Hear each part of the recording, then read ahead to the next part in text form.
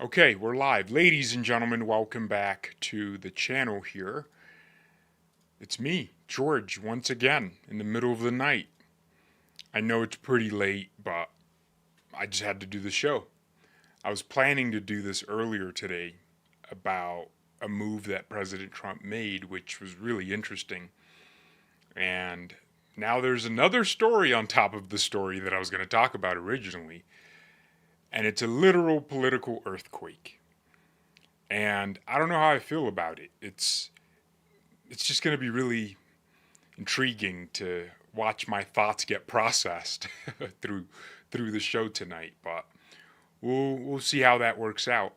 But President Trump came out on Truth Social, I guess on the plane on his way to Florida for his weekend retreat to Mar-a-Lago, and he posted that he's withdrawing his endorsement of Marjorie Taylor Greene, who, as you guys know, is like synonymous with MAGA, For years, if you thought of Trump, you had to think of Marjorie. They almost share the same skin tone, both really orange. But earlier in the day, that's the additional story. Earlier in the day, Trump made a move with the DOJ with Pam Bondi that I thought was really interesting. He directed Pam Bondi to look into the Democrat connection with Jeffrey Epstein, because this week, I haven't talked about it, but Democrats from the House Oversight Committee and Republicans, the entire House Oversight Committee, subpoenaed the Epstein estate for thousands of records, emails, phone logs, communications, whatever they had in their possession. And the Epstein estate sent that over to the House Oversight Committee. And I kid you not, Democrats found every document with Trump's name and released it. So anytime Epstein mentioned Trump in an email correspondence to anybody, they just like, all right, let's put this one out. As if Trump was like the only person Epstein ever talked to or about in his tenure as America's top blackmailer. So we're going to be talking all about that. It's a really interesting situation in the country right now. But I do want to start with this Marjorie Taylor Greene situation, and then I can get into the Bondi situation. And also, some shocking information just came out of a hearing in 2019 where a Democrat Congress lady, she's not a congresswoman, she's from the Virgin Islands where Epstein operated, she was literally texting Jeffrey Epstein while at a hearing, and it was caught on video. Yeah, that's bizarre. I might do a separate video on that because that's just crazy to me. Well, it shouldn't be crazy. We've come to expect this sort of behavior from our politicians in this country. Okay, well, let me do this here and go ahead and pull this tweet up, or Truth Social post, and that. Okay, so President Trump posted this on his Truth Social while on the plane.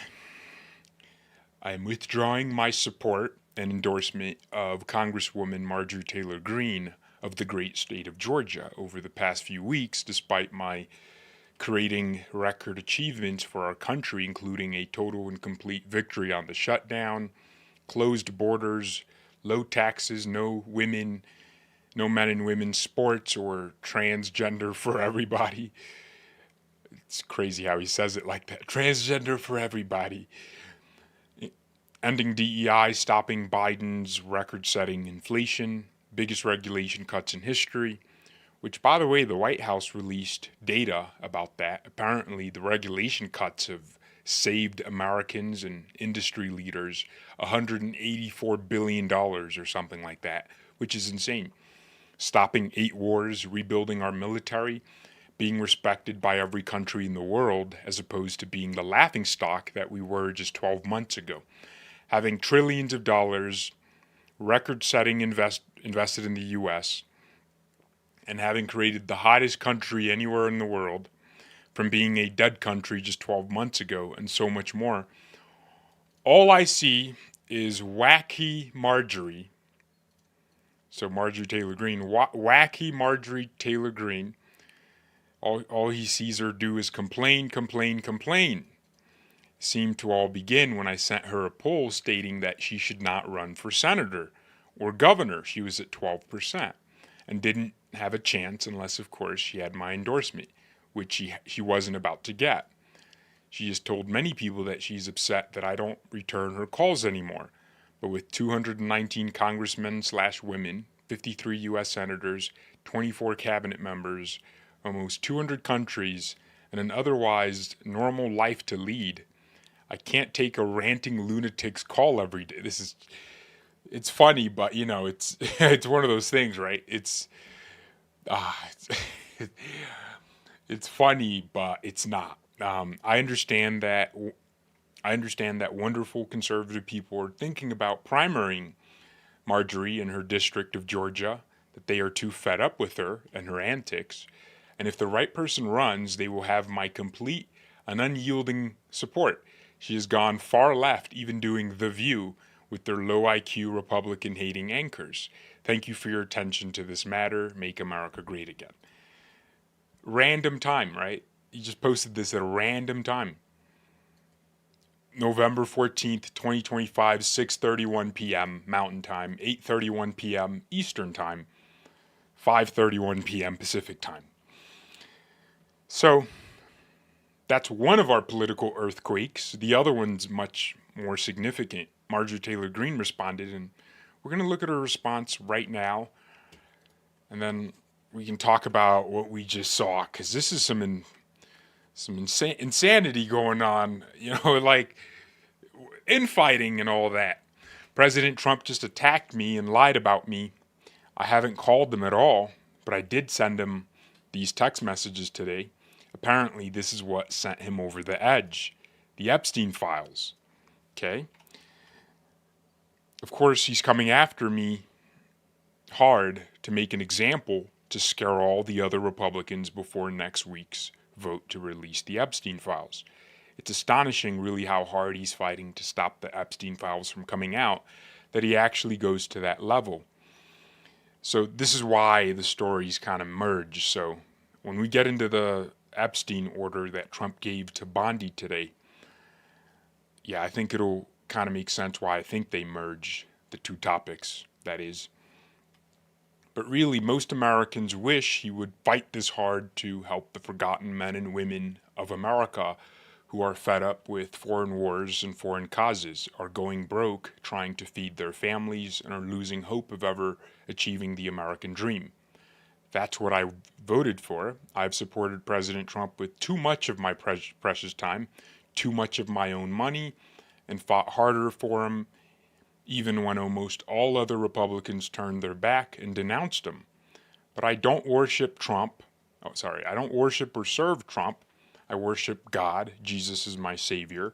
And I serve my district, Georgia's 14th Congressional District, and the American people. I remain the same today as I've always been. And I will continue to pray this administration will be successful, because the American people desperately deserve what they voted for. For me, I remain America first and America only. That's Marjorie Taylor Greene. And then she shared a text message between herself and the president, where today, actually, at 12:23 p.m., so a few hours ago, she texted him, "Check the flight logs." It's so funny. We're just reading text from the President of the United States. I guess since he said she called them and he didn't answer, she thought, oh, you know what? Let me just share the text messages as a way to balance the scores, since he's exposing that he's not answering my calls. But this is what it says. She texted the president, "Check the flight logs of Epstein's phone, or Epstein's plane. Bill Clinton is on there like 26 times. Hillary too. For many of us, she must know how Trump reads information if she's typing like this, with exclamation marks, like it's a YouTube title, like it's a George A. YouTube title with 50 exclamation marks. They asked me, how many exclamation marks do you want, George? And I said, yes. I just said yes. For many of us, releasing the Epstein files has always been for the women who were victims of Jeffrey Epstein, but also because we believed that Democrat bad guys like the Clintons were entangled and involved with him. Epstein was the spider that wove the web of the deep state. Lean into it. That's what she told the president. And then she told Natalie Harp, who does the posting for Trump. So I've gotten a few of my, well, Trump has posted a few of my tweets. So what happens is they, like his team will screenshot tweets that they like and that they think he'll like. And then, they'll print them out. And then Natalie Harp is like his personal social media girl. She'll post his messages out. Some of his Truth Social posts are from him, but most of them now, he'll say them out loud, and then she'll write them in his style. She just understands them. So Marjorie Taylor Greene texting Natalie Harp is basically her texting Trump, in a way. So in every single interview I have done, I have defended President Trump, she told Natalie Harp. And Natalie Harp apparently posted the Jeffrey Epstein hoax. So I think Natalie Harp might have texted her ahead of time like, hey, we're unendorsing you, or so, I don't know. Then she's like, defending herself here. She says, I've said over and over, the women say he did nothing wrong, which is true. And their attorney says he's the only one who helped, which is also true. I posted that video on X last year when the Epstein thing came up. And the Democrats had 4 years to release the files but did nothing. That's a good point. Stop ignoring the women. Many of them literally voted for President Trump and say so publicly. Them being R-worded as teenagers is not a hoax. Okay. So I was obviously scrambling over my words there because it's a lot to read. Yeah. So to summarize, President Trump unendorsed Marjorie Taylor Greene. She is now wacky Marjorie, he says. And Marjorie Taylor Greene said, why are you attacking me? And I think she posted one more thing. She says, maybe it was my bill to get rid of the H-1B visas. And she quoted a video of her announcing her legislation to end the mass replacement of American workers by phasing out H-1B programs. And that's kind of like a petty dig. Like, hey, is the president coming after me because I disagree with him on the H-1Bs? And now here is what I think is going on. This is not good for the movement, okay? Recently, Marjorie Taylor Greene has kind of obviously shifted her rhetoric, okay? I don't think she has changed any positions, like, in any way, but I think she has dialed down her rhetoric, and she's now more moderate sounding. So she'll go on a show like The View and talk about how Republicans also need to take accountability and come up with a plan for healthcare. We can't just complain about it. Like, she'll say things like that. Now, in the political world, you're calling to be kicked out of your party because that's viewed as, defecting to the other side, giving the other side ammunition. They'll use things like, hey, look, Marjorie Taylor Greene thinks this is true, so it must be. So you give credibility to the other side's argument when you get in their circles and speak that way. That's what the Trump people, the Trump team, is perceiving. They don't like how she's been going on CNN, on 60 Minutes, or not 60 Minutes, CBS, ABC, and all of these left-wing outlets, and kind of doing the John Fetterman thing, where you criticize your own party. Now, we love when John Fetterman criticizes the leadership in his own party. We don't like it when a Marjorie Taylor Greene does the same. But here's why I say, even though I understand why Trump would be doing something like this, I don't think it's a good thing. The midterms are in less than 12 months. Every member of Congress is up for re-election. Democrats just bamboozled us. Republicans started a war on redistricting, and we thought we'd win it because we have control of more states, more state legislatures. We can control election maps. But guess what?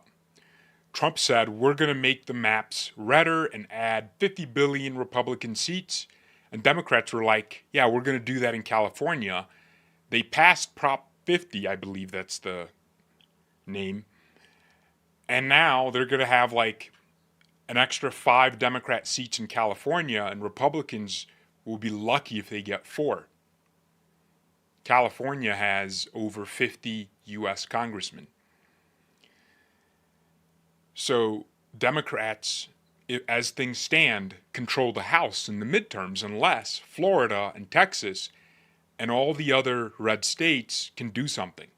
And it's not just California. Democrats are pushing for redistricting everywhere.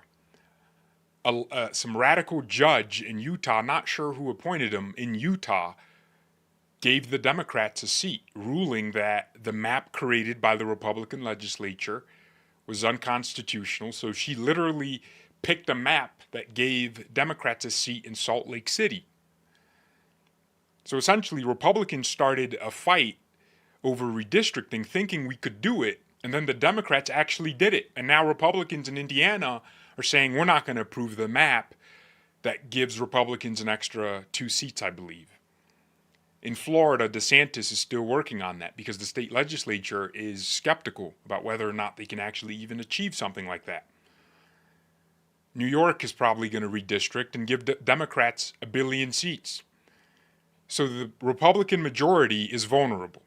As things stand, if things are exactly the same and Democrats do all the redistricting they want, and the Supreme Court doesn't do the thing they need to do on the Voting Rights Act, and things stay the same, and Democrats just do everything, Trump is going to be getting impeached in 2027 when Democrats take the House. They're going to impeach him every week. Everything he does will be impeachable to them. It won't even matter. They'll impeach his entire cabinet just to taint their reputations. And guess what? The Republican Senate, unlike how Democrats didn't care that Republicans impeached Mayorkas, they're just gonna ignore it. They're actually gonna not ignore it actually. They're gonna bring it to trial, and the Senate's gonna have to do a trial because Republicans are toothless. They're actually just gonna allow the trial to happen. And even if the trial doesn't happen, Democrats just want to impeach Trump. It doesn't even matter if they convict him. It's just about tainting his reputation. And then Trump's legacy is going to be the most impeached president of all time, as opposed to all the other things he'd like to be known for. So what I'm saying is, at a time when Republicans are in a vulnerable position in the midterms, should we really be primarying a Republican that votes with Trump like 99% of the times? Marjorie Taylor Greene is different from Thomas Massie. Massie just votes no on anything that spends money. Marjorie votes with Trump almost 100% of the times. She just wants the Epstein files released, and she complains about how Republicans unconditionally send money to Israel. And I think those are the only 2 legitimate issues she and Trump have public disagreements over. Everything else, she votes with the White House and how they want Republicans to vote. So we're going to spend resources primarying a Republican in a deep red state when we could spend those resources on seats that actually work. And understand, Republicans are low propensity voters. Trump admitted it today. He said Republicans, are low propensity voters. That means Republicans don't like voting in elections that are not presidential, and they need to be convinced to vote. Democrats will vote for anybody with a D next to their name. Republicans need a little bit more convincing. That is why they are low propensity. And if that's true, you can't be out here doing primaries and then spending all kinds of money. That's just not good. It's just not good. It's like when Republicans didn't get behind Lauren Boebert in Colorado's first, or was it fourth congressional district with Lauren Boebert? And they almost lost. Democrats made up that ground because of that Republican division. Same thing, Miriam Adelson. I understand that she doesn't like Thomas Massie because he's not voting to send money to Israel, and she is a single issue voter, as Trump jokes about constantly. Miriam Adelson is spending $20 million, and some other billionaires are spending millions of dollars on taking Massie out of Congress so they can have a AIPAC-approved congresswoman or man, the Navy SEAL that Trump endorsed in that district, so Israel can get its 10 billion year aid packages. Understood, that's how politics works. Miriam Adelson is using her money to get what she wants. That's how politics functions. She's allowed to spend tens of millions of dollars through super PACs. That's the system. The system is the problem. The Supreme Court ruling in Citizens United that corporations have like First Amendment rights, so they should be able to exercise their rights by buying our elections is bizarre to me, and that's why we have PACs. But anyways, that's a topic for another day. Miriam Adelson will be spending all that money in a deep red district in Kentucky when Republicans could use that kind of money in different races. But, her values and her interests are not aligned with, the average American. She's a billionaire, from a casino family. She was born in Israel and she holds citizenship in Israel. Her interests are in Israel and she wants as much money spent on Israeli causes as possible. That's her disposition. And she's allowed to do it as of the moment.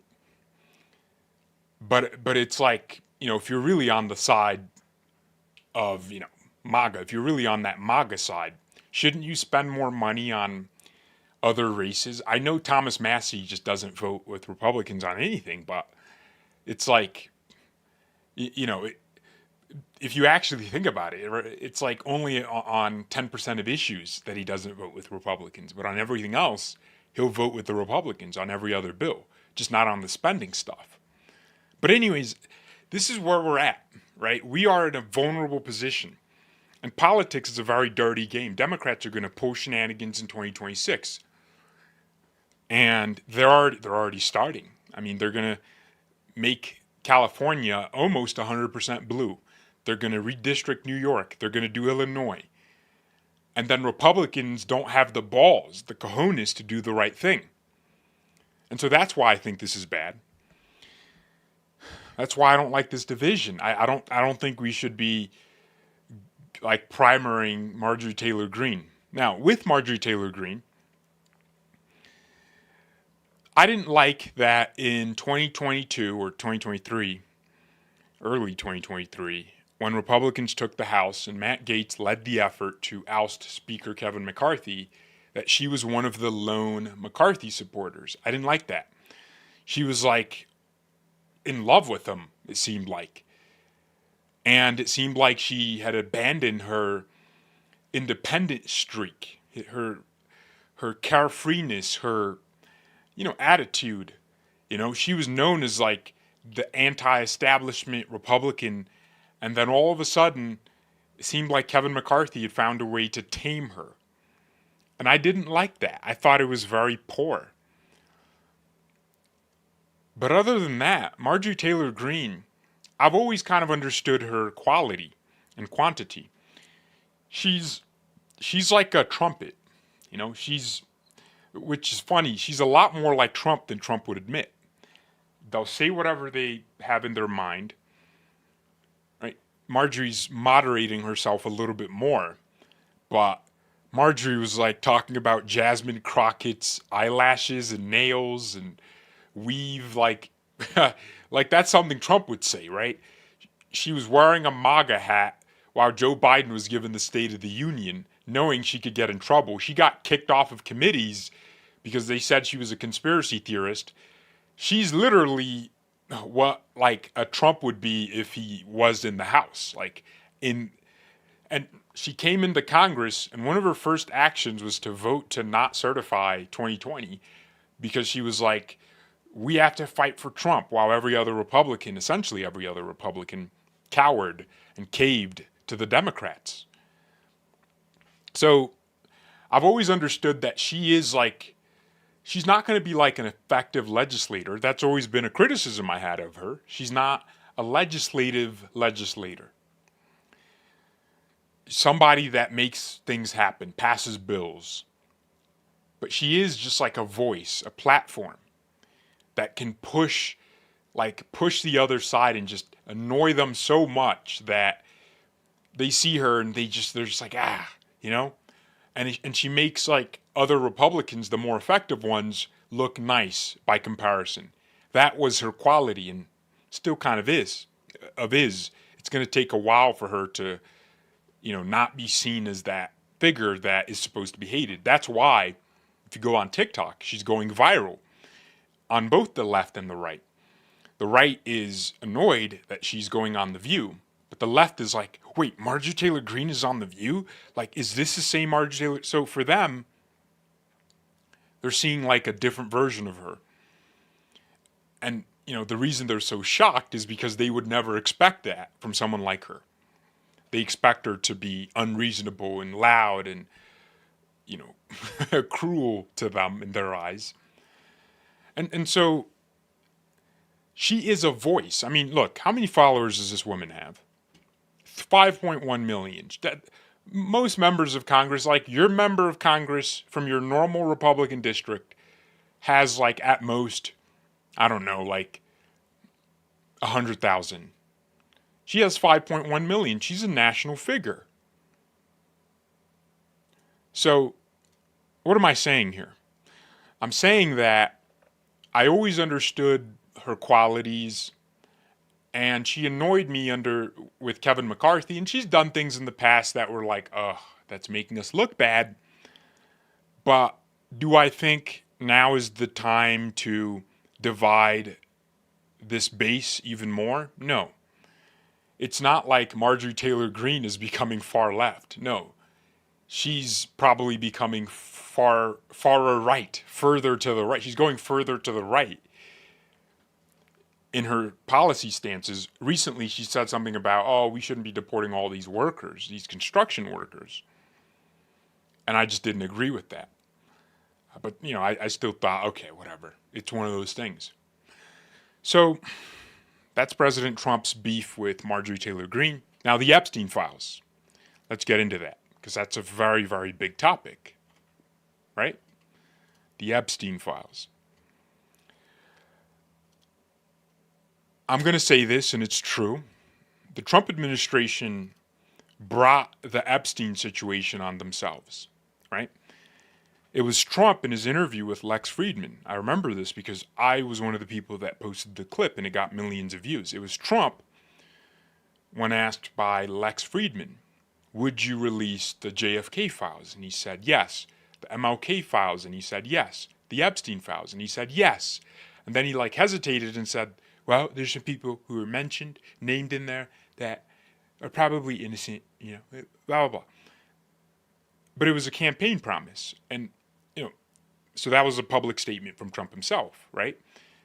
Everyone else in his circle, all his allies, all the people in the administration talked about the release of the Epstein files. Kash Patel, his FBI director nominee, went before the Senate, and Senator Marsha Blackburn from the state of Tennessee straight up asked him, are you going to bring accountability and disclosure to the Epstein thing and release every file? And he said, yes.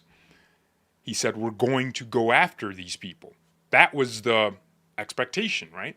Kash Patel talked about Epstein on countless podcast appearances. It was like his thing. Dan Bongino had a huge show where constantly talked about Epstein. Pam Bondi is somebody who was Attorney General of Florida while Epstein did all his shenanigans, was expected to go into the role of Attorney General and finally bring accountability, the one she failed to bring while Attorney General of Florida all those years. So the Epstein situation was the Epstein promise was disclosure, which is why in late February, the Trump administration, not sure which angle, which element, I imagine it was Bondi and Patel, invited influencers, some of them my friends. Jack Posobiec, met him countless times now, met his wife, family, great guy. He was there. DC Drano, wonderful person, good guy. Scott Presler. Who else is there? Like these influencers, right? The Twitter types, the people that post on Twitter. Invited them to the White House and gave them these binders. And they were all holding the Epstein Files Part 1. And usually when you name something Part 1, the expectation is that there's a Part 2. And that went viral. People were confused. People like myself, someone like a Laura Loomer was confused because she wasn't invited. Everyone was like, wait, you said disclosure, now you're giving these to Twitter accounts. You're like, what is this? Like, why do they get it? How come they become like the conveyor belt of information? Why can't you just post these on a website with a link for everybody who's interested in investigating? Every journalist, every creator, every news site, mainstream, non-mainstream, can just check it out. Why didn't you just release this for everybody?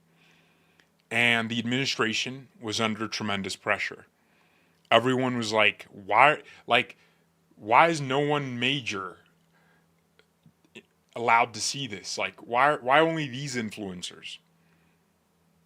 And it was weird. It was a weird day. And then you had weird optics. There was this one girl, I can't ever forget this. She's holding the binder that says Epstein Files Part 1, and she's like smiling like it's a school field trip. Hey, lady, Epstein was a blackmailer committing absolute atrocities. And you're like smiling like it's some cool news. Oh, like you're part of the cool kids club. So when that happened, it was like a bizarre situation. It was a bizarre situation. Now, before I get into the rest of this, I want to read some comments. Check the temperature. The YouTubers want the files for AdSense revenue. Yeah, I would imagine, yeah. Some people were not interested in justice, right?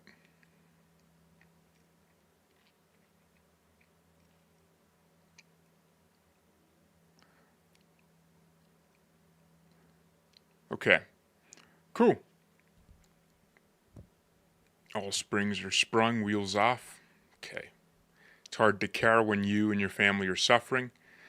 Okay, so that whole thing was weird. Just seeing all those people with the binders smiling like it's like the greatest thing ever when it's supposed to be something serious and something important with stakes on the line, consequences. And so for weeks, Pam Bondi was asked every time she went on Fox News, went on all these interviews by Laura Ingraham, Sean Hannity, every major face on Fox News, because she goes on every show apparently, right?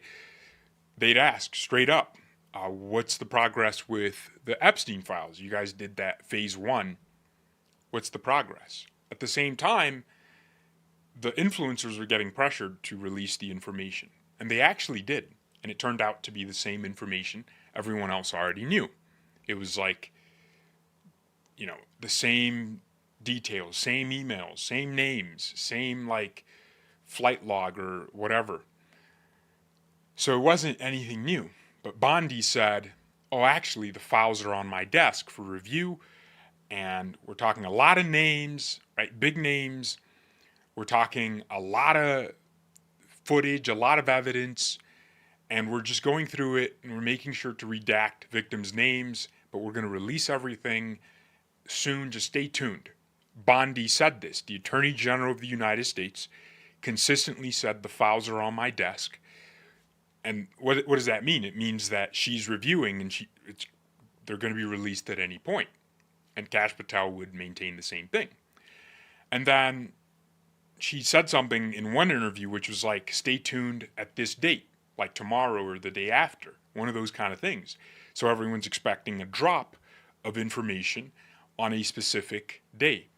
And then that day comes, she's like, oh, the people at the Southern District of New York, the attorney's office there, they're like not handing over everything. We're still waiting. We're waiting for a truck of information to show up at the DOD in Washington. But don't worry, we'll send a letter and we'll get these files. The FBI team, they need to send these files over, right? It's like they're going rogue. It's like one of those things, like a team within the DOJ was going rogue. And the whole country was like, whoa, whoa, whoa, whoa. This is insane. Are you telling us that we have a team within the DOJ that's covering up the Epstein files? So it was like, okay, well, let's wait and see the Epstein files come out whenever they do. But Bondi was under tremendous pressure, so was Kash, so was Bongino. And some time went by, some weeks went by, then the the DOJ issued a press release rather, and said, there's nothing more to disclose about Epstein. And everyone was like, wait, but like, hey, Kash Patel said this, Dan Bongino said that, and Pam Bondi said this many times. She said the files are on her desk. What do you mean there's nothing to release? She's like, oh, the only thing left is like CP, like, disgusting imagery. And people are like, no, that's not what we're asking for. We don't want to see all of that. That's for the prosecution team to look at. But, what about the correspondence between Epstein and all the other connected parties? And they said there were no other parties. Actually, this is when Trump came in. When reporters would ask, he'd go, there are no other parties. It's a hoax. It was Epstein by himself. Well, Epstein and Ghislaine Maxwell, and it was only them. No one else. Not Jean-Luc Brunel, who, took his own life in the same manner as Epstein after getting arrested for his connection with Epstein. Nobody else. Just Epstein and Ghislaine. And they ran this whole thing together. No politicians were involved. No Bill Clintons involved. None of that. No one was involved. And so it appeared that something was off. Everybody. I mean, left, right, middle, never Trumpers, always Trumpers. Every single person knew something was off. But Trump continued, went on Truth Social and said, oh, everyone that believes in the Epstein thing has been duped, and they believe in a hoax, right? He said, I don't even want their support anymore. And people were like, whoa, where is this going? Like, it's one thing to say, oh, we looked and they weren't there. The evidence got destroyed. Sorry. And sorry, Pam Bondi said the files were on her desk. She was just like drunk or something. She was drinking Kamala's vodka. But it was another thing to say, oh, they just don't exist, and it's actually a hoax. It's a Democrat hoax. And then a story came out that Trump had asked the FBI, the DOJ as well, to identify problematic files, emails, correspondence that involve his name. And they did that behind the scenes, and then people started speculating that perhaps Trump's name is in the Epstein files in one way or another. And that was always the case. For years, we've seen Donald Trump mentioned with Epstein because Trump's a billionaire in New York and so is Epstein. And they would run in similar circles. But it's never been alleged that Trump was involved in any of that. In fact, the victims the victims' lawyers said Trump was one of the few people, or probably the only person, in those elite circles that gave them useful information when they were going after Epstein with their initial, pursuit when he was still invincible in the law. And so everyone was like, okay, well, if his name is in there, it's not going to be anything outrageous. It's going to be something that is perhaps embarrassing, like, correspondence between him and Epstein. And then all these things happened. Then the Wall Street Journal released, or they said, or was it CNN? I don't remember. They said Trump sent Epstein a letter with like a drawing, and everyone was like, Trump can't draw, and he signed it, and it was like a birthday, and it was like this weird message, cryptic, and then the Epstein people, released the estate released the letter, which I don't know if that was ever confirmed to be real or not. But here's the thing people are missing, right?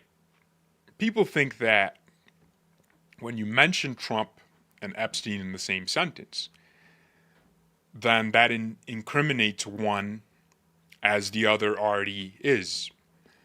But that's not necessarily the case, right? These are billionaires. They would go to the same parties. Epstein's thing was very, very specific. It was a blackmail operation of a different level. He went after politicians and people in power. Of course, billionaires in general, but I mean, I don't think Donald Trump has been involved in any of that sort of thing. There hasn't been any evidence produced to suggest otherwise, and Democrats were in power for years, and they controlled the FBI and DOJ. If there was something to incriminate Trump, trust me, they would have Control found that thing in the large archive of Epstein files, and they would have released only that information, and they would have put Trump in jail.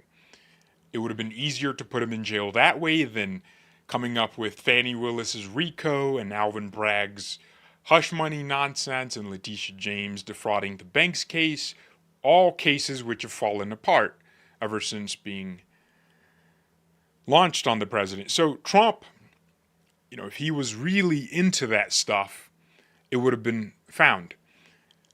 So this week, the House Oversight Committee, after sending subpoenas a couple weeks back to the Epstein estate to release to the House Committee all records pertaining to Epstein, that estate sent over 20,000 records, and both parties posted different records. Well, the House Oversight Committee posted a version, and Democrats went ahead of it and posted any correspondence with Trump. And there was like,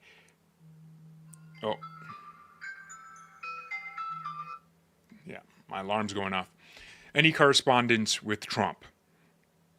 And so it was like, hundreds of emails, anything where Trump was mentioned, whether it was reporters asking Epstein about Trump.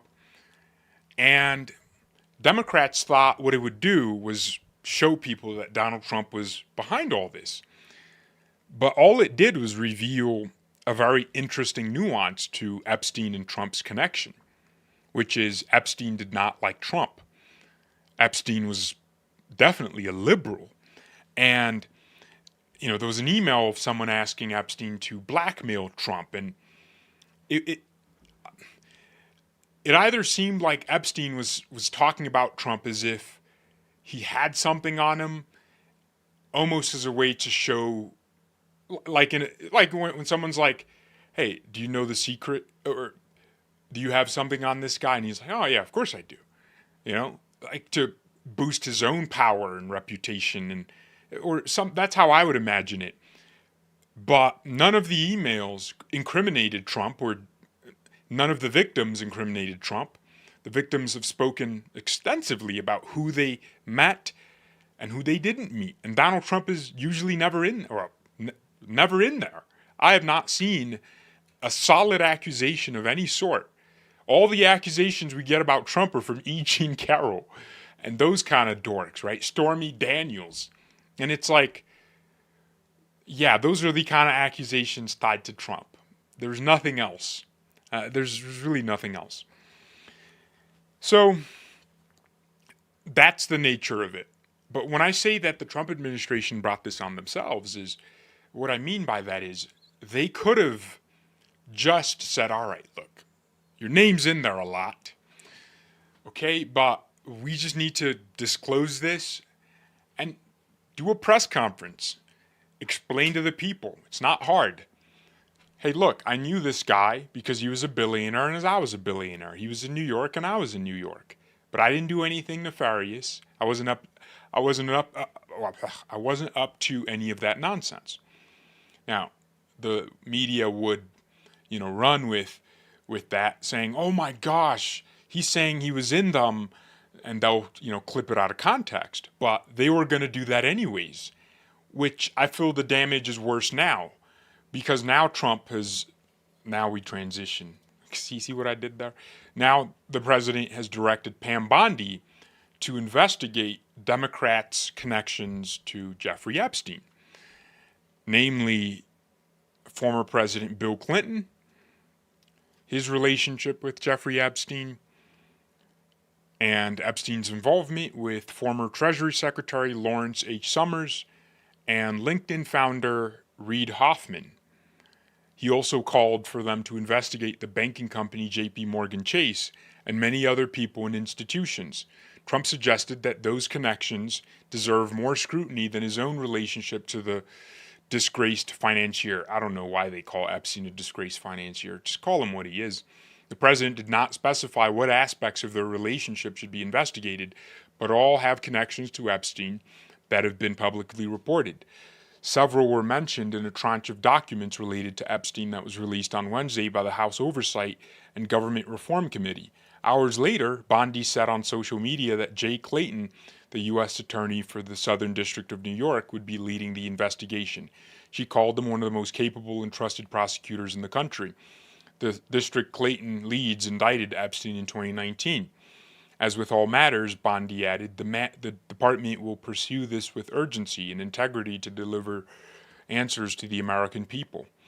On the 2024 campaign trail, Trump vowed to declassify Department of Justice records related to Epstein, and questions about the administration's transparency regarding the case have hovered over much of Trump's second presidential term.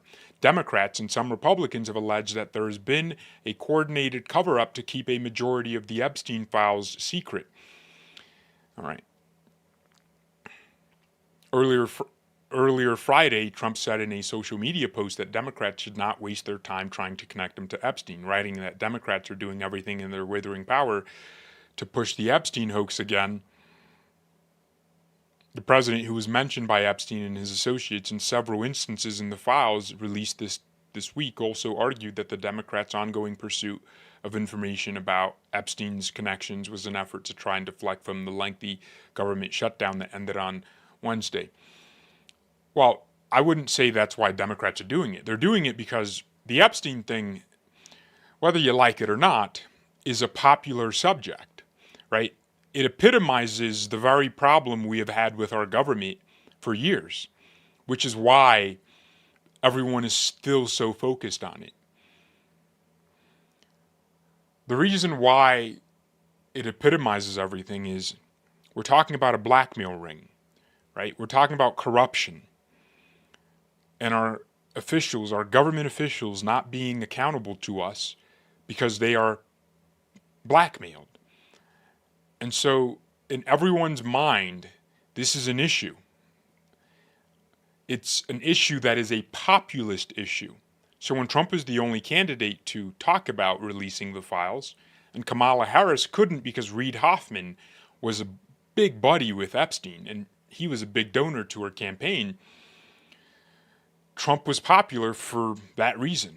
A lot of people that I know, immediately I would tell them, hey man, Trump said he'd release the Epstein files. They were like, oh, really? He said that? And I was like, yeah, Lex Friedman's podcast. I'd show them the clip.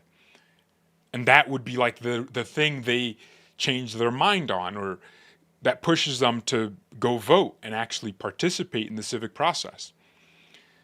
So it's a big topic. And so what Democrats did is they realized that, oh my gosh, our reputation is in the gutter after the 2024 election. Democrats were completely locked out of politics. They lost the House and the Senate. They had no future politically. The White House was going to be ruled by their biggest enemy, somebody they tried to jail, and now he was going to be coming after them. Democrat approval was like at 30%. They had lost key demographics, Hispanic voters, black men, a quarter of them at least voted for Trump. I think it was almost like 50% in Texas, 50% of black men, young male voters, delivered Trump the victory. Every young male vote demographic in all the swing states, Trump gained hugely with them.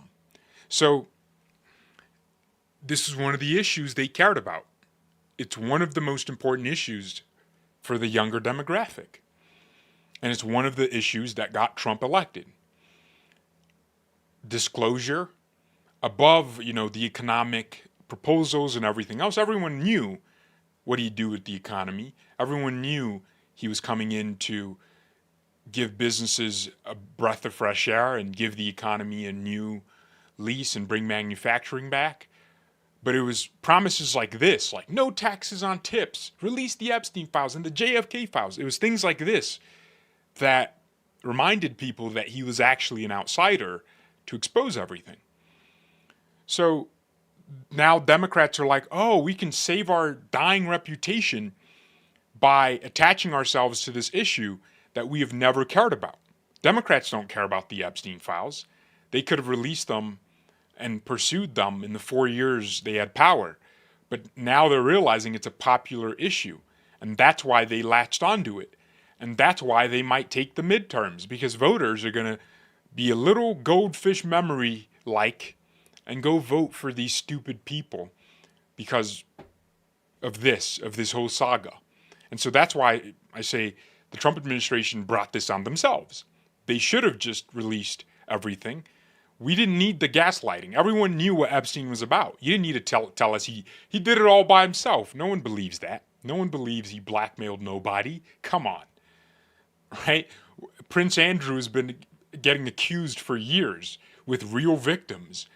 And the only reason he's not in jail is because he's a royal family member in the United Kingdom. Ehud Barak and the former prime minister of the UK, like these people were connected to him. They visited his residence. Epstein would visit them. And like, we understand what this was. We understand there was an intelligence element to it. How did he get off scot-free? It was because the intelligence units around the world, Mossad, CIA, they're involved in this. I mean, it would only make sense. If you have an operation this massive and international, which would or should draw the attention of multiple law enforcement jurisdictions, and the guy gets away with it for years, for decades, of course this is only going to happen. I mean, Ghislaine Maxwell's father, Robert Maxwell, was like a Mossad super spy. And Maxwell introduced him to Epstein. So these things have intelligence written all over them. And so it was like, come on, this is real. And why Trump made the decision to take it this route, we'll never really know.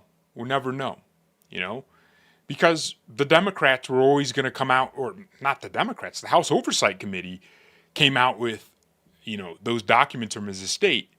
And it feels like now with the vote next week, which the speaker said he's going to hold next week, I believe, they're saying 100 Republicans are going to vote in favor of that because it's political suicide to not vote for it, which is what is it called? Thomas Massie and Ro Khanna, the Democrat. So it's like Massie finally votes for something, right? He finally voted yes. So they're going to vote on this bill which forces a vote. Oh, so they did a discharge petition. Yes, that's what it is. So they, in order to get a House vote where this, to bypass committees and the speaker and all these rules, you can get a majority of the members to vote to do something, to vote on something. And Massey got 218 signatures. And it was 217 signatures, but that Gravauja congresswoman that just got sworn in was a 218th signature. And the House went out of session, and so there was all this commotion. And I truly do not understand what we are trying to do with not releasing the truth here. I truly do not understand. Right? If there's really nothing to see and it's a hoax, this would just be another hoax. But we know that it's not a hoax. Epstein was who he is. Ghislaine Maxwell is in jail for what she did. There are a lot of victims, and a lot of sketchiness has happened over the years. He's gotten away with it countless times. And just when we had him, he offed himself, apparently, right? And then they released the footage of the jail cell, and a minute was missing. And it's like, okay. And it would be the most relevant minute. And it's like, okay, well, whatever, right? Whatever. We're stupid. We don't know what we're talking about. We don't know what we're thinking. But I think this is an important moment. I think what Trump is asking Bondi to do is smart, If they're going to release all this about me and any mention of me with Epstein, how about we look at them and mention anything, and release any mention of Epstein with them. It's only fair, right? So I think that's why it's such a big moment. And now Democrats are going to be pissing their pants because perhaps they thought Trump would continue just talking about it like it's a hoax. This is a big issue. This is not a small issue. It's not going to go away. It will sour voters if it's not done right. Trump has 12 months to be on top of this. And because here's the problem, right? If he doesn't win the midterms, what's going to happen is he's going to have executive power. Democrats aren't going to pass anything in the Senate. But he's not going to be able to get some of the more critical policies through and govern reactively, because Democrats are going to be using every opportunity they can to extract concessions. So when something major happens, or if legislation is needed to remedy an issue, it's just going to be stalled in the House because Hakeem Jeffries and the Democrats will make life heck for everybody. So the midterms are really important. And then the impeachments that are going to come. Do we really want Trump to be the most impeached president ever with 10 impeachments on his record? These people don't. They will do anything. They impeached him on his way out of office. He wasn't even president and he was getting impeached. And that's what I'm trying to avoid. That's what everybody should be trying to avoid. And then if they take the House, what do you think they're going to do? They're just going to play for the Senate and the White House. And once the momentum legislatively slows down and Republicans aren't able to do another big beautiful bill sort of thing with appropriations like that, Democrats are not going to fund border security. We're not going to get mass deportations. The Republican base is going to be annoyed because we would have been promised, or we got promised, the greatest mass deportation effort in American history. And if Democrats take the House 2 years in, they're going to say, all right, ICE's budget is now zero. We're negotiating from zero. We would have gone from the greatest budget ICE has ever had to the lowest. They're going to be underfunded, agents are going to leave, and we're not going to be able to arrest anybody. Because Congress is probably going to put things in that bill to cap deportations to a certain number. And that's going to be done through the reconciliation process, which doesn't require, overwhelming support. And you have Republicans in the Senate, some of them are retiring, But you're still going to have a lot of rhinos. John Curtis from Utah is going to be our new Mitch McConnell. They're going to stop a lot of good legislation. They can't stop things now because of the amount of pressure that comes from having a trifecta. They can't, if the trifecta is broken, it's just going to be heck for everybody. So this is what I mean when I say it matters a lot what we do now, right? We have to take care of the populist issues. People might say, oh, like, everyone's focused on their lives and the economy. But you know what's going to happen when the midterms get here? Democrats know this is the only issue they have that they have hijacked. It wasn't even their issue. They didn't care about this. But they are going to hijack the heck out of this and market themselves as the solution people, the people that are going to bring justice to the victims of Epstein. So it's important that the Trump administration, just for the sake of the midterms, takes this seriously and fulfills their promise. The reason I don't care that Joe Biden didn't release the Epstein files is because I know why he didn't release the Epstein files. All his party members are implicated. But it was unique because Trump said, I'm going to be the one that does it. So anyways, in 2023, a judge approved a $290 million settlement by J.P. Morgan to a woman who said Epstein abused her. It was a conspiracy that spanned 2 decades. Spanned two to three decades. And we need justice. Justice has not been obtained. And something needs to be done. So I think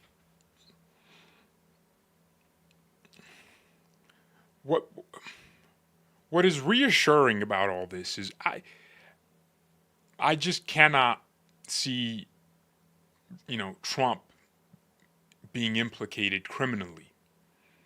I might see someone in his circle, like, they said something like Howard Lutnick, the the Commerce Secretary, was like next door neighbors with Epstein.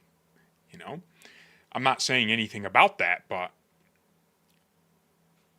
I would understand if he thinks he's protecting his friends by not releasing some of this. Because it's not it's a very complex, nuanced case, but justice is needed for the victims. Right? What does the Bible say? You seek justice for the widow, the poor. Essentially, we are instructed as Christians to seek justice for those who cannot get it for themselves. We have to be fair to those who we could otherwise get away with being unfair with. Unfairness is not advocating for justice. I see a lot of people on the right who just, after Trump said, don't care about the Epstein files, it's like they just said, I don't care. Luckily, there's a little bit more resistance, and a lot of people still care. The majority of Trump supporters still care about this. Clearly, that's why he's having to tweet so much about it, because he knows his own base. His own people are constantly in his ear saying, Mr. President, come on, man. Come on. So, and that's the difference. That ultimately is why the right wing is generally on the right side of history. The left only cares out of political convenience. They don't care. If they take the White House, they don't care. They move on and start going back to letting women, or men into women's prisons, like in bathrooms. They don't care about this issue. We're the ones that care. We're the ones that don't celebrate when our political enemies die. We don't celebrate and put our fist up and go, yes, that happened. We don't do that. Charlie Kirk died tragically. We held prayer vigils, not riots. We didn't burn anything. So that vindicates, things like this vindicate the right wing. We're not willing to just say, all right, because the president, who is a right-wing president, said so, we now think so. No, I disagree. I think we should be absolutely focused on an issue like this. Trump's approval was higher than it's ever been at the beginning of his term. And the moment this Epstein nonsense started, it went into the gutter. Why do you think that is? Every other thing he did good, people were like, but this. This is a major issue. Everybody knows about this. It's not something you can just sweep under the rug. You go on TikTok, and I think TikTok is a really good pulse of where normies are. Because it's a very leftist platform, but when you see right-wing content, they're really like a fringe on TikTok. So when you go on TikTok and you watch content, conservative creators talk about this case, and you see the comments from right-wingers saying, I love Trump, but that's a very big issue. That's a big problem for Trump and for the administration and for their efforts to get the midterms secured. I don't want to see Trump get impeached for the last 2 years. Like, if for no reason other than he's the president and we should have respect for the office and not just impeach him. Like, I don't want to see it. I don't want to see him get impeached. I want to see him have a good legacy. This guy has been in my life. No homo. No pause. He has been in my life since I was 13 years old. I bet you I have thought about Trump every day of my life for 10 years.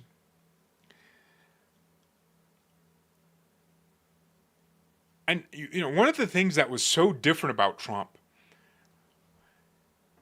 was at one of the Fox News debates, they asked everybody, if you lose this Republican primary, raise your hand if you are not going to commit to supporting the eventual Republican nominee. And Trump was the only one that raised his hand. This man was willing to tank the Republican Party to win because he believed in his ideas so much. People thought it was a moment of him just showing ego and him just saying, I won. But I think he was serious. If he actually lost that Republican primary, he would have run as an independent and probably won. Or maybe the vote would have been split in the general. But it showed like his intention. Think about all the politics. Well, what politics was like before Trump. You had Obama, and we had political correctness. Remember how Trump used to talk about political correctness? And how you had to say the right thing, and if you didn't, your political career was over. Well, he came in and just wrecked that whole thing. We had a weird era where people couldn't even say they liked America. Like, that's how bad it was. If you said you liked America and you were proud to be American, it was like you committed treason against God. It was like a sin, an unforgivable sin. That's how it was treated. But then Trump came in and said, no, you can be proud to be American. We're going to deport millions of illegals. And they're coming into this country and they're not bringing their best. And it's like, oh my gosh, he like took it a step further. And it's like, we need like a replica of that energy. Wreck the system, even if it means casualties on our side. And Epstein is the case to do that. It's a very important case. And if justice is not brought, then Republicans deserve everything they'll get in November next year. And I fear what's going to happen after that. Because there's a chance they take the Senate too. North Carolina is an important seat. And Trump recently mentioned that he's going to be doing like a political onslaught to try and get low propensity voters to go out to the polls. Awesome. But you have to go there and go out to those people in a completely powerful state. And if you have weaknesses like the Epstein case, where Democrats are using your own words, every ad Democrats put out next year is going to be like Trump saying he doesn't want people's support if they still believe in the Epstein case and still want justice over that. So, anyways, it's a complicated situation with a lot of nuances, a lot of nuances. Not easy to, it's not easy. So, someone said, I don't care MTG, she is a trader opportunistic. I think the word trader is overused sometimes because there are actual traders out there. Massey blamed Trump for Kirk's death, throw him out. Massey's a little different from MTG. If Trump wants to spend resources taking Thomas Massey out, understand Massey's not a team player and he opposes Trump more often than not. So, although I disagree with that, I don't think we should be spending money trying to remove a Republican who would vote with us 90%, but not 10% of the times, when we could be spending that money, fighting, all these like battleground districts, seats that were, won or lost by 500 votes. We're going into a district in Kentucky that's like super red, and it's not like I don't know. This time might be different because a lot of money's getting spent. But Massey won last time after Trump came after him and endorsed his primary opponent with 88% of the vote. Like, I don't know what it is about him and Rand Paul, but Kentucky seems to like them. It's like they give us Mitch McConnell and they're like, okay, but Rand Paul as well. It's like, we'll see. I mean, Marjorie Taylor Greene, depends who wants to spend money on removing her. Maybe AIPAC wants to remove her. They're going to have to spend a lot of money because she is very liked in that district in Georgia. They like her, and she might even have won more voters just with this like tame version of her, because she was controversial for a while and now she's like mellowing out, and it's interesting to see what happens. I think the thing is, I feel like we need to have like a better grasp of overall politics, right? Because if Marjorie Taylor Greene chilled down on certain things, Trump would be endorsing her back. Like, that's how politics works. People take these things way too personally. That's why it's like, she's a traitor. Yeah, Trump's calling her wacky Marjorie. But if she came out and did some things that he liked, I love her. I love her. We had a little beef. Like how Thomas Massey and Trump went at it in 2020 when Massey opposed the COVID stimulus. And then Trump endorsed him 2 years later. Like, it's like, this is politics for you, right? Trump endorsed him for the 2024 election. And Massey endorsed DeSantis, but eventually endorsed Trump. And they called each other and spoke. So this is like, there has to be like we have to detach, because I get sucked into it sometimes, but we have to like practice to actively detaching ourselves from like the back and forth, the swinging pendulum of politics, because it's a vicious world. It's like, that's how it works. If Rand Paul votes for Trump or with Trump on a few things, Trump's going to be like, I love him. He's such a great guy. We don't always agree, but he's a great guy. Like, that's how it works. Politics is very, what have you done for me recently? It's a game of, have you done good for me recently? Yeah? Okay, cool. I love you now. That's how it goes. So, I wouldn't be out here calling Marjorie Taylor Greene a traitor, like, to her country. No. She didn't betray her country. Nobody betrayed their country. The people that betrayed their country are like Eric Schwarwell sleeping with foreign spies. MTG, what's her transgression? Trading a lot of stocks in Congress? She's rich. She's just doing what they do. So, yeah, I didn't know she was like super rich like that. I always thought like she was just like some, random chick. But she has like a construction company that her family built, and it's worth like $50 million or something. But anyways.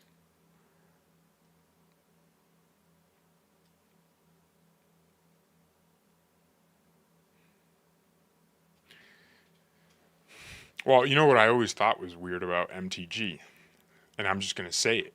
You know, what happened with her and her husband, and now she's with Brian Glenn of RSBN. Thought that was a weird situation.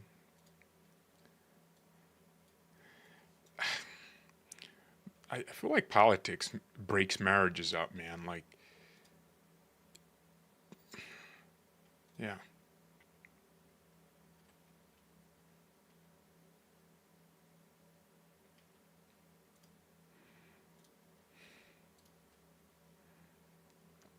Commander John says, I support Trump 2028 only. No Vance, no Marco. Oh, gosh. Oh, no. 2028. You want my guy's going to be 84 almost. Well, no. No, he's not. I'm tripping. How old is Trump now? He's 79. So he's going to be like 83? Yeah. And then by the end of his it's not possible. Like Trump he's trolling when he comes out with like, I'm gonna run. I haven't decided whether like he's trolling. Recently, he just flat out said, I'm not running.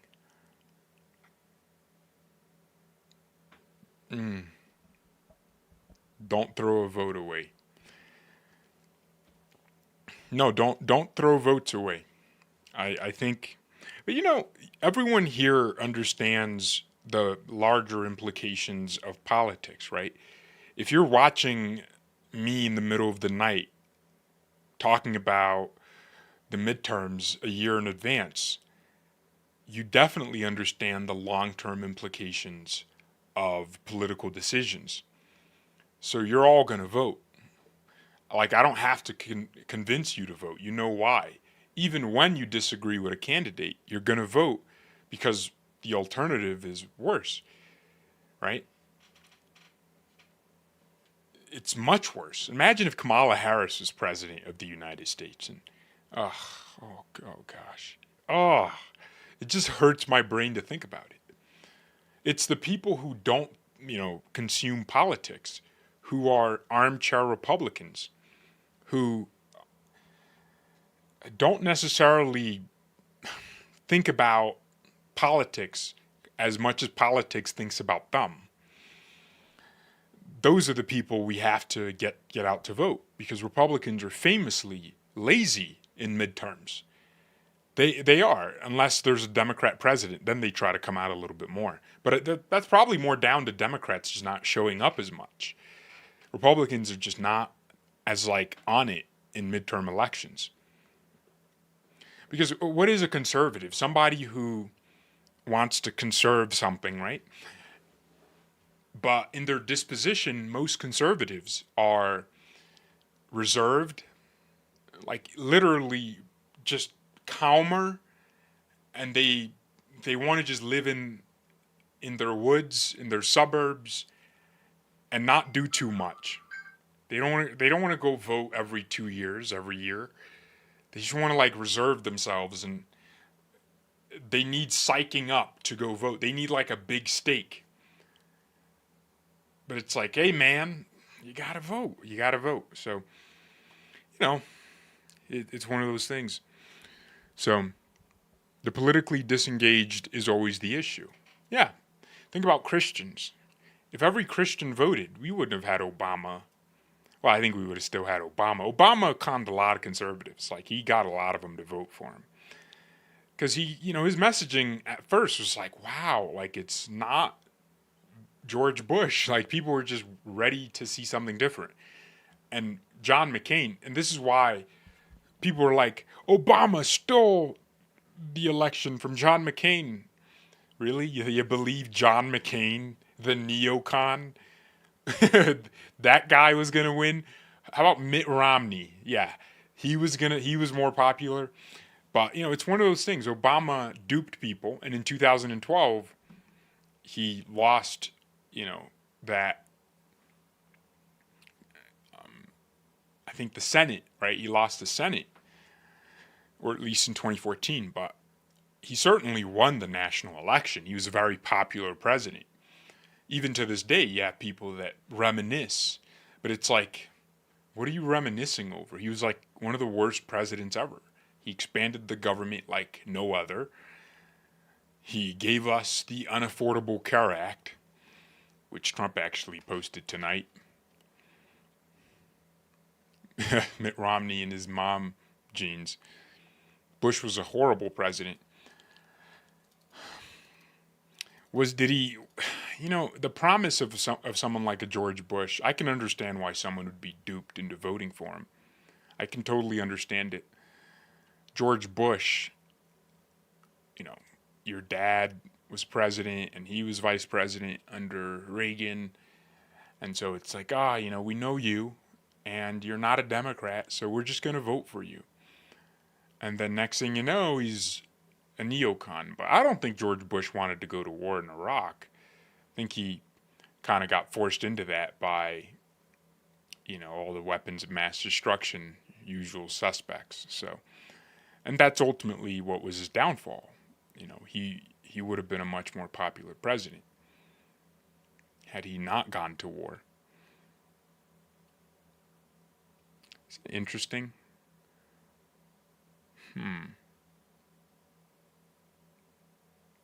Trump policy bill passed. So the big beautiful bill passed. I'm tracking Trump's approval from January 27th. It was like very high. There was this energy over the country you just couldn't describe. Everybody was feeling it.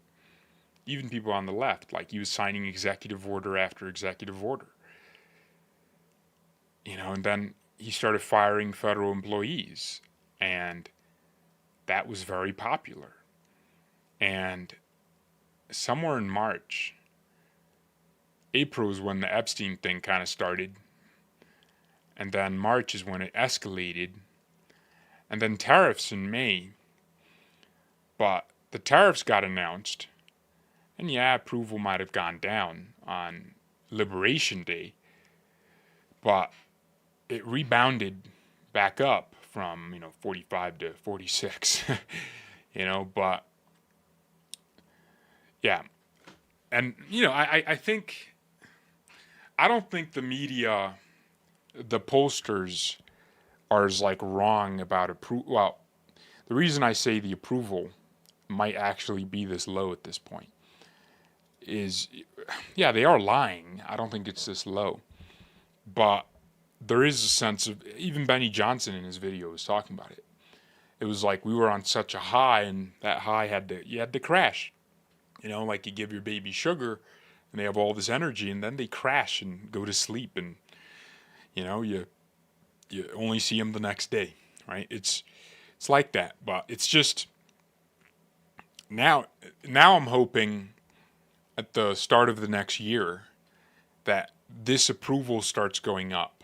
Trump needs his approval to be at like March levels in order to keep the House. He's going to need to really approve or get the voters back on his team. So that comes with a lot of popular wins, right? In the first few days of the administration, it was a lot of wins, like the border got closed like that. So there was a lot of stuff that just happened. And the shutdown hasn't helped, right? Shutdown hasn't helped, but now the government's open. And what you're hoping to see going into next year is his approval start rebounding. I sincerely hope we're not, constantly focused on the Middle East and wars and foreign policy. I mean, the administration is making a concerted effort to focus more on domestic policy, because even though they are making great domestic policy, people don't want to hear about how many wars you ended, honestly. They want to hear about food prices. And today he announced removing tariffs on food. And I just have to say, who in his administration told him to tariff food? Because we were supposed to tariff the things we don't make. Well, the things we have the ability to make, but don't yet make, so that those industries are forced to come back here. We make it financially inconvenient for them to keep doing business the way they have been. we should not have been tariffing beef and pineapples. Like, no, we grow those here, yeah, sure, but we could have we can do with importing coffee because coffee is like it's not like a major thing that we can manufacture. It's something you grow. So things we don't grow in abundance, we shouldn't have tariffs all over them.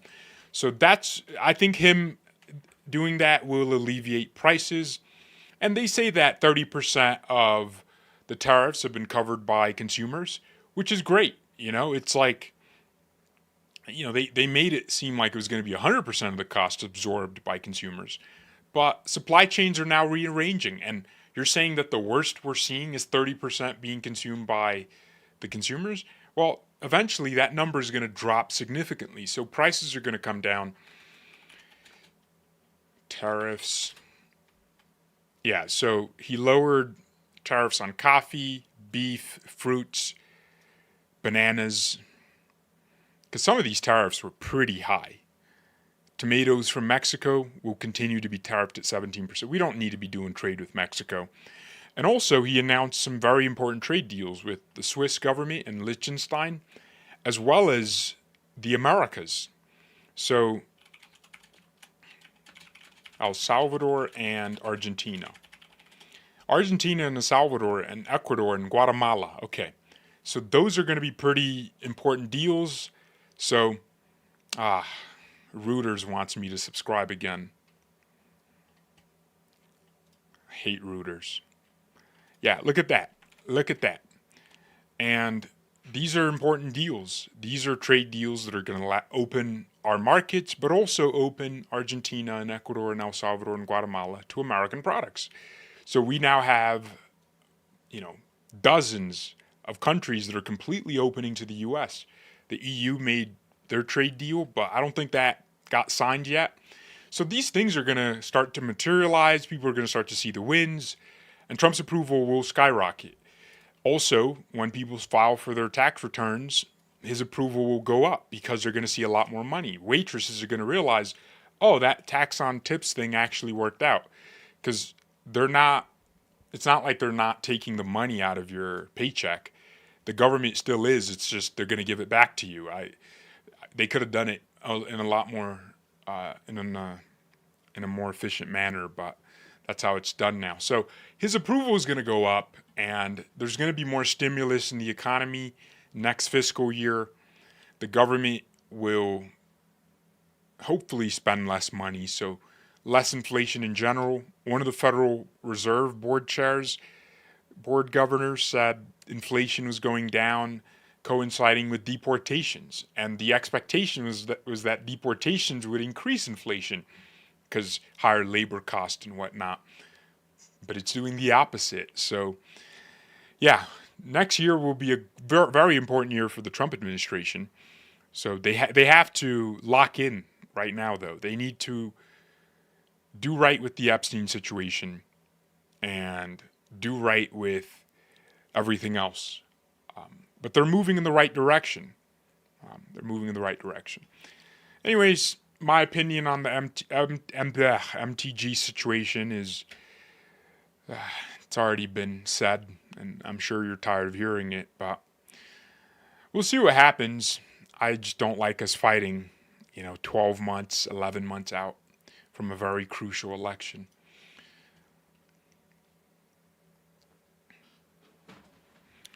How do we stop our commie states from inflating utilities, gas, insurance, etc.? Well, insurance, there's a huge insurance crisis across the country. I don't know how you solve these problems other than regulation cuts. You just have to make things easier for businesses and add more competition to the marketplace. But I can imagine red states just trying to make everyone's lives harder in their states to gain political points. This is what they do a lot. Lower interest rates to buy houses. Yeah, the interest rates seem to be coming down almost every other 3 weeks now. So the Fed is expected to cut rates even more. They have given us, is it 3 cuts? Because they cut it in September and October. I can't remember. They didn't cut it in July. So they've given us 2 cuts, and then this will be the third one. So they would have cut rates by 75 basis points by the end of all this. But they could also not do anything. There's a chance they just don't cut rates until January. But those rates are going down because inflation is not skyrocketing from the government spending, from the big beautiful bill, or from the mass deportations, or from the tariffs. Who could have guessed?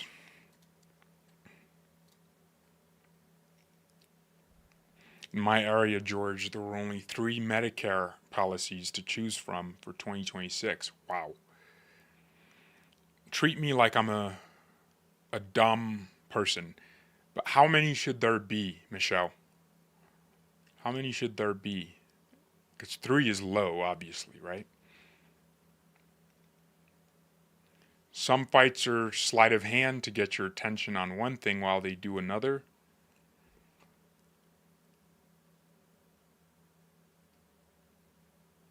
George, I had like Miss Green, but when I see she don't want Trump to help Israel, I gave up on her.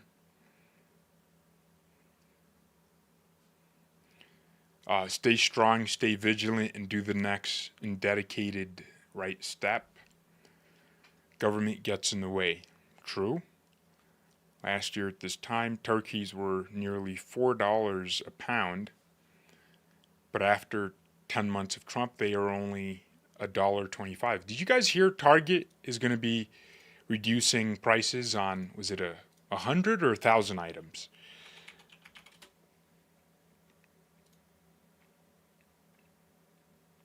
$3,000 groceries and essentials. So that's awesome. Targets across the country are going to be cheaper. That's awesome.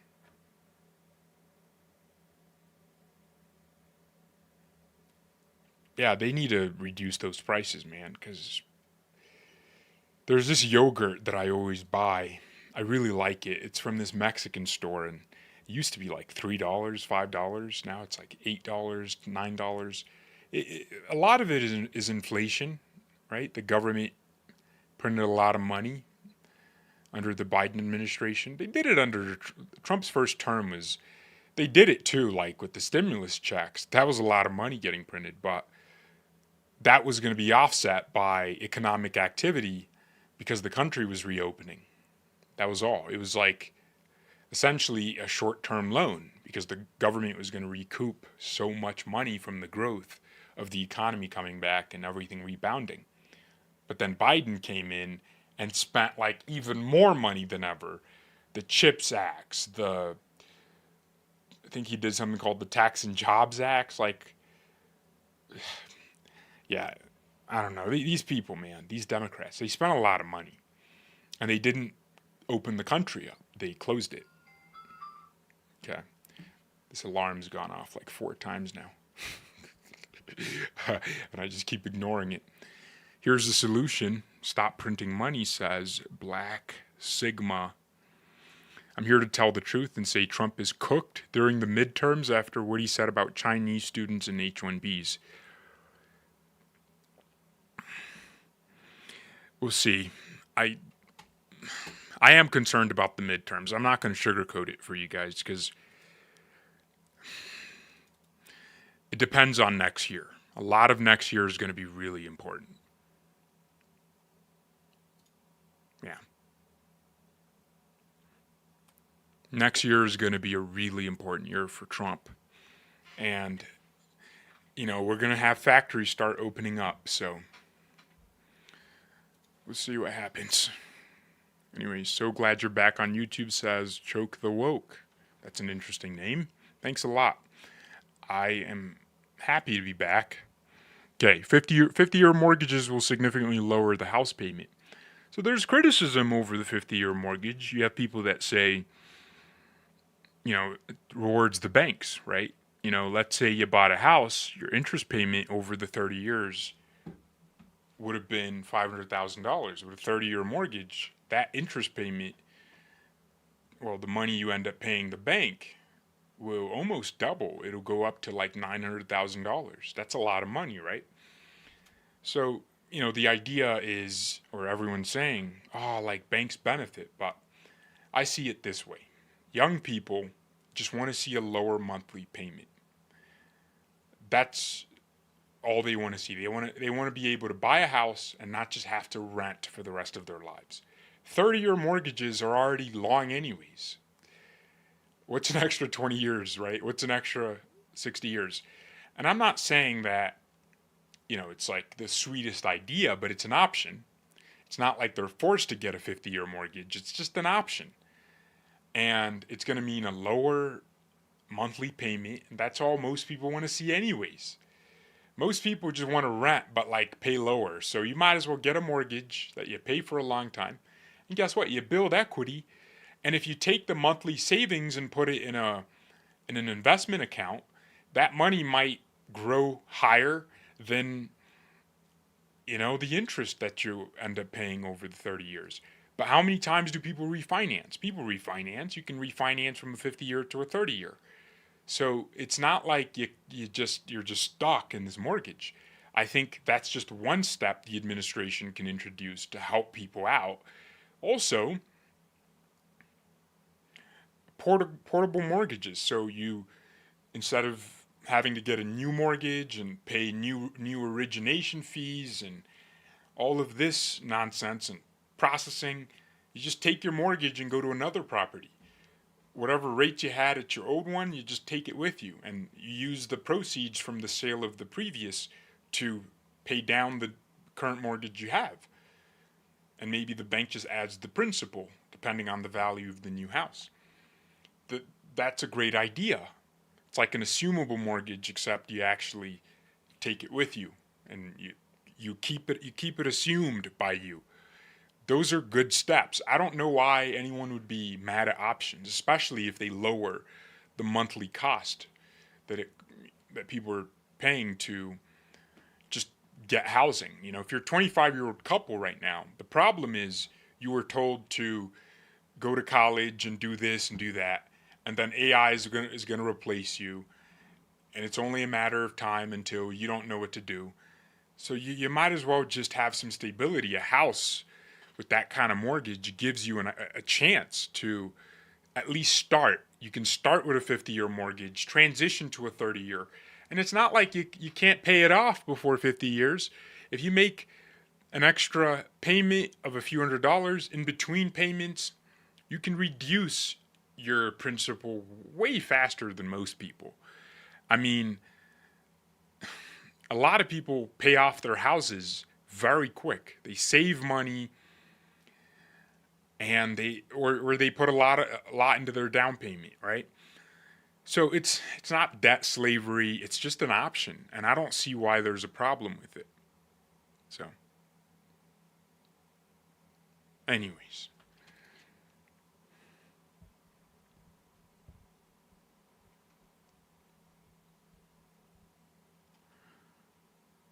That's right. People could have opinions. We're not cancel culture. Yeah, I don't cancel people. If I disagree with somebody, here's the thing. When Ben Shapiro talks about Ben Shapiro, I mean, this is a fact. Ben Shapiro he's Israel firstist, right? He was never MAGA. He was a never Trumper. That was his whole thing for years. He likes a major focus on Israel, right? I want America put first and my generation to have a seat at the table, and the interest of my generation and of the United States to be put first and foremost, honestly. So, does that mean if Ben Shapiro talks about anything else, I won't listen? Not quite. If Ben Shapiro talks about free market capitalism, I'll watch and say, yeah. I just don't need to, I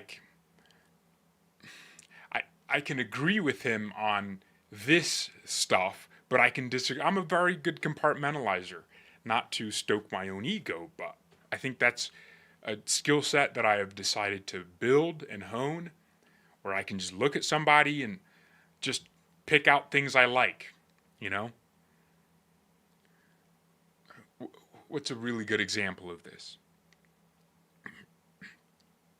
It's a good example of me compartmentalizing. Oh, I guess Trump. Yeah. I have to compromise and compartmentalize and choose to ignore certain things Trump does. When he endorses Lindsey Graham, I'm like, ugh. But then when he does something I like, I'm like, great. Like it doesn't like the one thing doesn't influence my opinion on the other, right? When like it's just like you take one thing and you just toss the other out, or you just say, all right, I disagree there. There's different types of Trump supporters. There's the most common, which is the average Republican, right? They're probably not even Christian. They're just Republican, fiscal, blah, blah, blah. That's the average. And then you have your personality Trump supporters. They love him. Like, they think he's the funniest guy in history. And a lot of that is because he came into politics and just took everybody by surprise. So he was different from everybody else. My throat is on fire from talking for so long. So that's one type, right? His personality. And then there's like the policy focus. I put myself in policy focus with like a overlap with personality. I like his personality. He's awesome. He's funny. But policies are the things I look for the most. So if there's something that is like Doge dividends, I understand why he's doing it or is proposing it. Or not Doge, tariff dividends. There was also a Doge dividend proposal, which was take the savings from Doge and send it to people. And I got a lot of comments. People were saying it's not like they're printing money. It's money that came in. No, look. That's not the point of why I think it's fiscally irresponsible to do that. It's because we run a deficit every quarter, every year.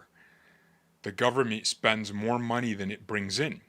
So when it brings in new money, it should try to reduce that deficit by spending that new money on things they already spend it on, so that the deficit is not 1.7 trillion, but only, 1.4 trillion. If that's done, inflation goes down because the government stops creating new money. The rate at which the debt increases slows down. And suddenly, there's more economic activity in the private sector. And because of inflation going down, the Fed aggressively reduces interest rates. Because once they see the deficit is reducing, that's going to mean the money and the cost of financing, the loan payments decrease.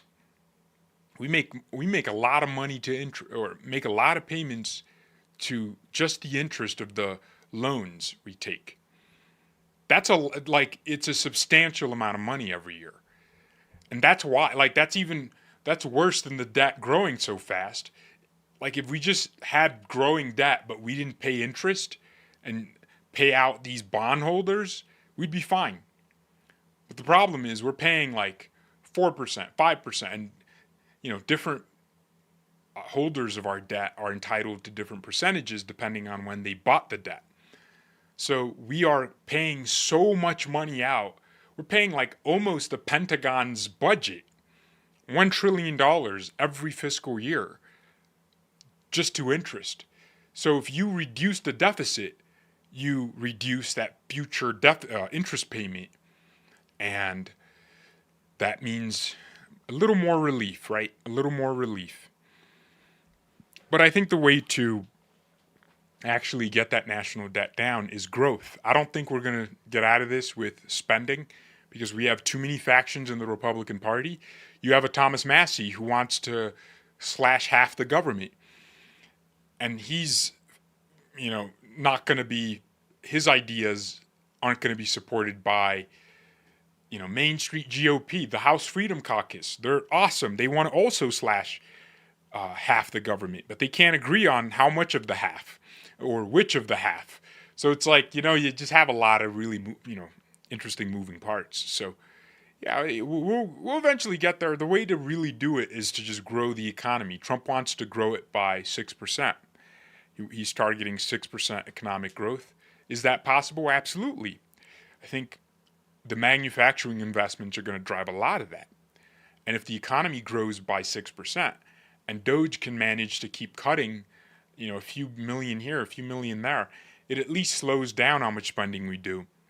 And, if tariffs can, get more consistent revenue over the course of 12 months, because right now it's like, because the tariff policy and schedule is still being set, it's like on a minute by minute basis. It depends entirely on trade deals and other things and the economy, like food prices going up. So Trump has to bring those down by removing tariffs. So tariff revenue is not like a set number. But the moment we get like a set number in that tariff revenue, it becomes a permanent part of government revenue. So I think eventually I want to see a huge effort to try to get that deficit low enough to where the moment you increase revenues to a certain level, you kind of meet in the middle. And the moment you freeze the deficit and you're no longer spending more money than you bring in, then you can start making national debt pay. It's not that hard. It's hard though, but it's not that hard. Just have to, like, if you can literally say military spending for a year, we're going to half it, 500 billion instead of a trillion. And it's going to, or you just bring it to a level that was acceptable 5 years ago, like 700 billion as opposed to a trillion, because we're always increasing defense spending. And it's like, I get it. You get Boeing new contracts. That means they hire all these people. I understand. But sometimes, man, like, if we're going to have foreign countries pouring money into our defense industry to make their defense products, then we may as well lessen how much government money we're spending to subsidize our defense industry. So we can lower that at some point. We don't need to give like, some of these contracts are ridiculous. It's like they're charging us $2 billion for some, like, the simplest thing ever. They'll make that thing in Russia, because they're in a war economy, in like 2 months for a tenth of the price. And the better labor we get and the more AI and robotics become a huge part of the economy, the cheaper the government theoretically should be. Government services will get cheaper to run. So anyways, it's one of those things. Don't let the idiots fix your problems. Paying taxes are voluntary. There's nothing in the Constitution that says you must pay taxes. Yeah, the conundrum we're in is that Congress gets the power, enumerated actually, to tax us. So if they set a tax rate, we have to pay it, unfortunately.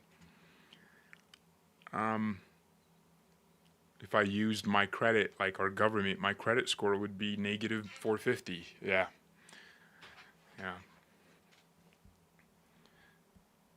Just getting out from under the federal debt is a biggie.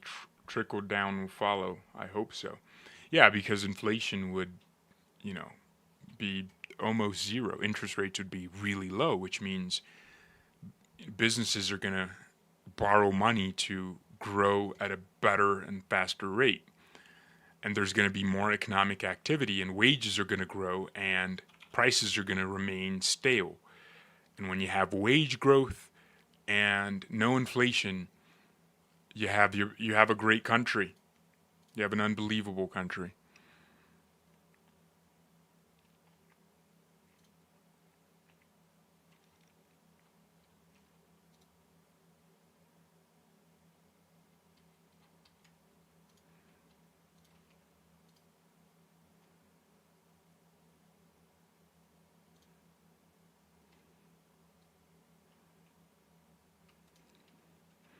2% is goal.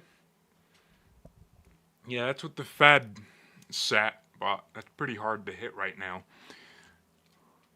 So I think 3% is their new, they're happy with 3% now. They better be happy with it, to be honest.